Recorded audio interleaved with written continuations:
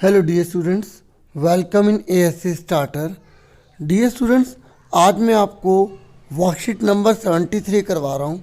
ये इंग्लिश की class 10th की 25 जनवरी की रहेगी। हालांकि मैं 74, 75 असेसमेंट इंग्लिश के भी बना चुका हूँ और कई लेटर्स से रिलेटेड भी हैं, तो आप उन वीडियोस को ज़रूर देखें, उसका बेनिफिट उठाएं और अपने एग्ज़ाम की प्रिपरेशन अच्छे से करें।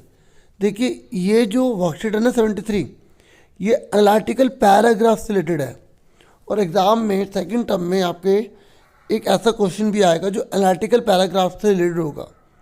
तो आपको पता होना चाहिए कि एनालिटिकल पैराग्राफ आपको कैसे करना है। तो look at the given pie chart. आपको ये पाई चार्ट दे रखा है, आप देखिए, ध्यान से देखिए, ठीक है। और ये कह रहा है कि it shows the annual spending of countries budget. ये सरकार, जो भारत देश की सरकार है, जैसे किसी भी गवर्नमेंट हो सकती है, तो वो अपना खर्चा पूरे साल कहाँ का किस किस पर खर्च करते हैं, यहाँ पर शो किया गया है। तो एनालिटिकल पैराग्राफ में क्या होता है कि आपको इसको एनालाइज करना है और आपको ना अपने मर्जी से जो आपको समझ में आता है कि आप इसे क्या एनालाइज करते हो। जैसे एजुकेशन पर कितना खर्च होता है, तो आप बोल सकते हैं कि इंडिया के अंदर अभी भी एजुकेशन पर बहुत कम खर्च हो रहा है। और आप जब लिखेंगे तो आप बताएंगे कि इंडिया का बहुत बड़ा जो अमाउंट है, ठीक है, वो मिलिट्री पर ही खर्च हो जाता है 57% के आसपास, ठीक है। तो आप बताएंगे कि क्या करना चाहिए, क्या नहीं करना चाहिए। इस तरीके से आप इसको एनालाइज करेंगे पूरी तरह से, ठीक है। और क्या क्या कर सकते हैं कि जिससे कि और चीज़ें बढ़ें वगैरह वगैरह। अभी जब हम आंसर करेंगे तो आपको और अच्छे से क्लियर हो जाएगा। तो आपको ये समझ में आ गया एनालिटिकल पैराग्राफ क्या होता है कि जो हमें दिया हो उसको हमको एनालाइज करना है, उसको जो हमारे समझ में आता है उसको अपने लैंग्वेज में बनाकर हमें लिख देना है, ठीक है। समझ में आ गया? चलो अब आंसर करते हैं। अच्छा, एक बात और, एनालिटिकल पैराग्राफ जब आप लिख रहे हैं ना, तो आप स्टार्टिंग कहाँ से करेंगे? कई बच्चों को ये कन्फ्यूज़न होती है, तो मैं आपको बता दूं कि जो ये क्वेश्चन में दे रखा है वहीं से स्टार्टिंग कीजिए। कि जो ये आप बोलेंगे ना, ये जो पाई चार्ट है, ठीक है, ये क्या शो कर रहा है? Annual spending of countries budget को शो कर रहा है। तो शुरुआत यहाँ से करें, फिर उसके बाद बताइए इसमें ये बताया गया, ये बताया गया, ये बताया गया। आओ चलो करते हैं, हम देखते हैं। देखिए, the pie chart shows the annual spending of countries budget, ठीक है। Pie chart shows, pie chart दिखाता है annual spending of the countries budget की पूरे के पूरे साल में कितना खर्च करती है गवर्नमेंट किस किस पर। पाई चार्ट वो शो करता है। फिर आप थोड़ा सा आप बता सकते हैं कि budget planning and preparation should be done properly. और जो बजट प्लानिंग की जा रही है वो, और जो प्रिपरेशन की जा रही है बहुत अच्छे से की जानी चाहिए एंड सिंसियरली की जानी चाहिए बाय द मेकर्स के साथ जो बनाते हैं।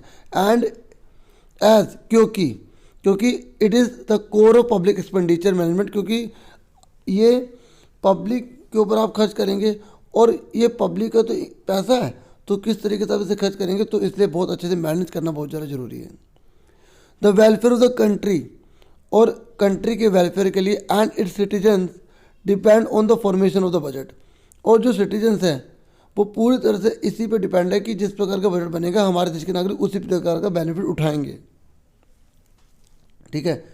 The responsibility for preparing the budget usually lies with the ministry of finance with input from the line ministries and some smaller spending agencies. तो ये कह रहे हैं कि जो रिस्पॉन्सिबिलिटी है ना फॉर प्रिपेयरिंग द बजट, वो किसकी है? वो मिनिस्ट्री ऑफ फाइनेंस की है with input from the line. और जिनको इनपुट कहाँ से मिलता है, मतलब उन्हें कहाँ से पता चलेगा कि क्या चीज़ करनी है? जो मिनिस्ट्रीज़ हैं उनसे, और जो कुछ स्मॉलर स्पेंडिंग एजेंसीज है उनसे पता लगता है। This exercise is normally controlled by a central budget department. और ये जो एक्सरसाइज है वो किसके द्वारा की जाती है? बाय सेंट्रल बजट डिपार्टमेंट के द्वारा की जाती है, located in the ministry of finance, जो कहाँ पर है? मिनिस्ट्री ऑफ फाइनेंस के अंदर लोकेटेड है। और समटाइम्स कभी कभी इन अ सेपरेट बजट मिनिस्ट्री, कई बार एक सेपरेट बजट मिनिस्ट्री बना दी जाती है, वो करती है। अब आप सोचेंगे कि सर इस तरीके की लिखना पड़ेगा। देखो, मैंने क्या कहा कि ये एनालिसिस वाला है। आपको अगर जो टॉपिक दिया था उसके बारे में रिगार्डिंग नॉलेज है कि वो कौन करता है, कैसे करता है, तो आप उसको एक्सप्लेन करें पैराग्राफ में। नहीं पता तो कोई बात नहीं, आप उसी को जो आप देख रहे हैं ना पाई चार्ट में, उसी को लिखते रहें, उसी के बारे में बताते रहें, ठीक है। तो यहाँ तो बहुत बड़ा लिखा है, आप ठीक है छोटा भी कर सकते हैं, पैराग्राफ छोड़ भी सकते हैं समझने के लिए। मतलब मेन इस वीडियो को आप आइडिया लेने के लिए यूज़ करें, क्योंकि लिखना तो आपको एग्जाम में अपनी मर्जी से है, क्योंकि कोई भी आ सकता है। सुन रहे मेरी बात। The figure shows countries budget विच स्पैंस, और ये कह रहे फिगर शो करती है कि 57% ऑन मिलिट्री। ठीक है, इस पैरे को ध्यान करना, ज़्यादा गौर करना, इससे आइडिया ज़्यादा लेना। ये जो फिगर है वो शो करते हैं कि जो कंट्री का जो बजट है ना वो 57% मिलिट्री पे खर्च होता है, डिफेंस पे खर्च होता है, 6% एजुकेशन पर खर्च होता है, 5% ऑन हेल्थ पर होता है, 5% हेल्थ पर होता है, 2% ऑन लेबर पर होता है एंड 1% ऑन फूड पे होता है एंड एग्रीकल्चर पर। अब आगे पढ़ते, the figures can be concerning when seen in relation to India's budget area such as defence. और जब हम फिगर्स को ध्यान से कंसर्न करते देखते हैं और इंडिया के रिलेशन में अगर हम देखते हैं तो हम देखते हैं कि इंडिया में डिफेंस पर बहुत ही ज़्यादा अमाउंट खर्च की जाती है। And the fact that education, health, food and agriculture get only the least place in terms of budgetary priorities. मतलब प्रायोरिटी जो है ना वो हेल्थ, एजुकेशन, एग्रीकल्चर इनको कम दी जा रही है इस मुकाबले, अगर हम इस फिगर को इंडिया के रिलेशन में अगर हम देखते हैं तो। ठीक है, तो वो आपने एनालाइज किया तो फिर आप क्या कहेंगे, आप ये बोलेंगे ना कि the government should seek to advance peace, मतलब गवर्नमेंट को इस तरीके के कदम उठाने चाहिए जिससे कि शांति का माहौल बने।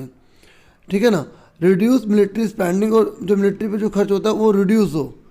परस्यू इकोनॉमिक जस्टिस, और हमारी जो इकोनॉमिक जस्टिस न्याय की तरफ जाए। एंड सपोर्ट प्रोग्राम, और उन प्रोग्राम को सपोर्ट करे दैट प्रमोट फूड, जिससे फूड एंड हेल्थ सिक्योरिटी ज़्यादा बढ़े। Government should add more part of the budget in education as it helps our country to become developed, क्योंकि अगर हम एजुकेशन पर ज़्यादा खर्च करेंगे तो हमारी इंडिया जो है वो डेवलप्ड हो सकती है। अब आगे देखिए, government should ensure enough food for all people. जो गवर्नमेंट है ना उसे इंश्योर करना चाहिए कि इनफ फूड मिले सभी पीपल को in our country, so that nobody will sleep with an stomach.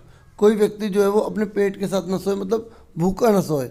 If the citizen of our country will get proper nutrition, no one will die of hunger. कोई व्यक्ति भूखा नहीं मरेगा।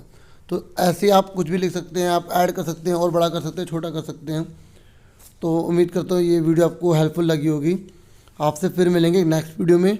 Thank you for watching and listening carefully. Channel को subscribe और bell icon को जरूर press कीजिए। Take care yourself dear students.